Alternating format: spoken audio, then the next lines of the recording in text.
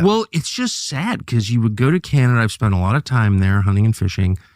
And even the conservative Canadians said, we've got this great healthcare system. And they were so proud of their healthcare system. I mean, they really were. I remember very well 30 years ago, they would always tell you, and they were a little bit insecure and defend, we're Canada, we're a real country. They'd always be like that.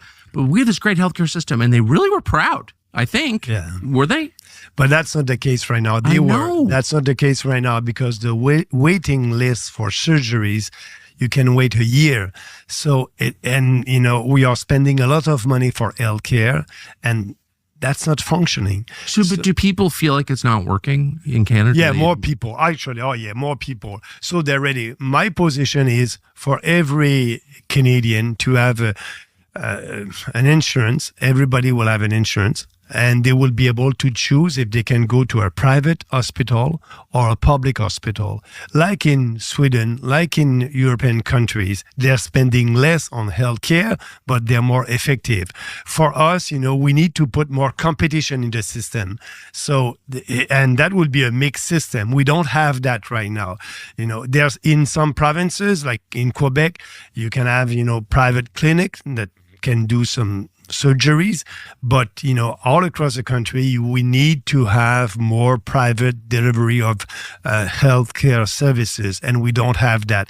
And so more Canadians now understand that, and they're ready for that reform. But establishment politicians won't speak about that because it's a taboo subject to ask for more private delivery of services.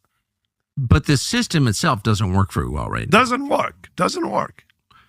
Immigration must be putting huge strain on that system. That's why, on that system, on our infrastructures, on healthcare, on schools, housing. All that, housing.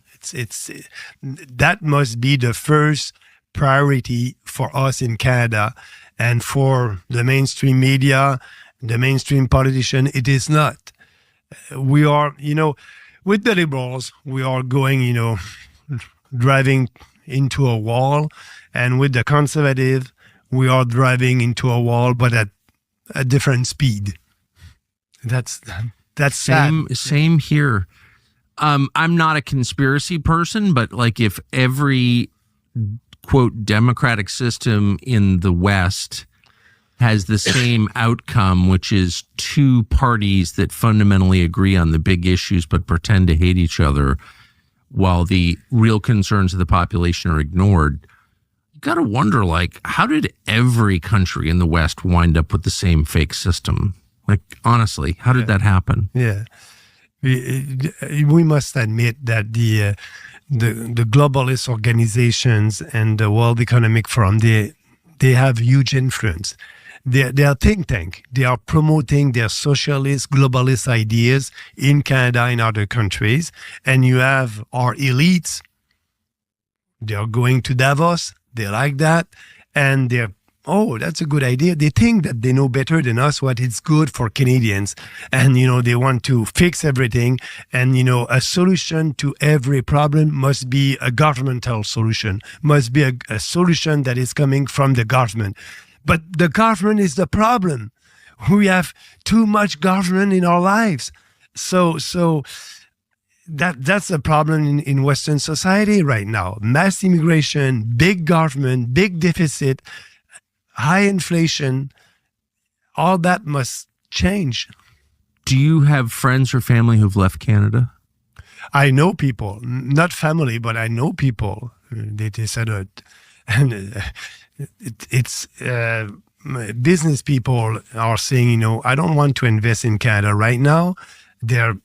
Our private investment is going down, and you need investment for economic growth. Well, of course. So yeah, some people are leaving the country, but my goal, I'm telling them, stay in Canada, do the fight with me. Together, we can do that fight. We will win that battle of ideas. We have the best ideas based on individual freedom, personal responsibility, respect, small government. We have faith in people. We don't have faith in a big fat government. So stay in Canada, fight with me. And that's the fight. We need to win that fight.